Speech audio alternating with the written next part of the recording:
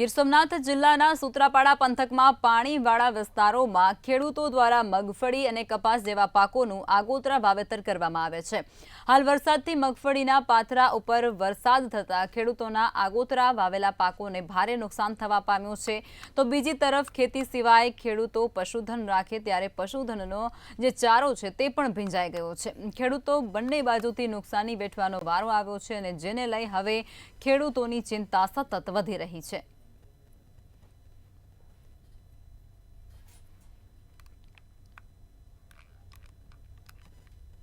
હવે આવા અમારા 20% પાક ઉપડી ગયો, આગોતરું વાવેતર કરેલ છે તે ને વરસાદની આગાહી તો હતી પણ ન ઉપાડીએ તો એ પાક જમીનમાં રહે એમ હતો, એને કારણે ઉપાડી અને આ પાક ને સારો ને બધી નિષ્ફળ ગયો એમ ટૂંકમાં।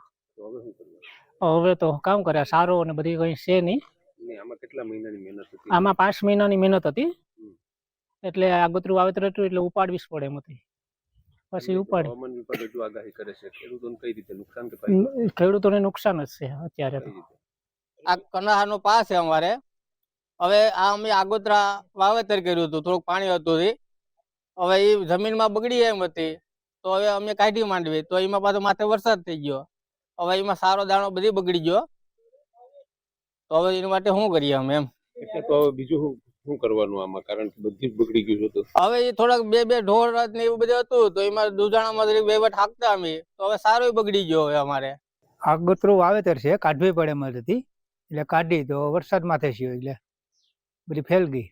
કઈ રીતે? આ વરસાદને કારણે બધી ફૂંગ ને આન તેને બધી આવી સારો બારો બધું બગડી ગઈ।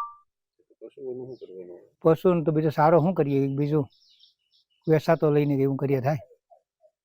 આ જે મગફળી છે એમાં એ મગફળી માર્કેટમાં લઈ જાવ હોય તો કઈ રીતે ભાવ? એનો ભાવ જ ન દે એમને, આ રિજેક્ટ ગણી નાખે।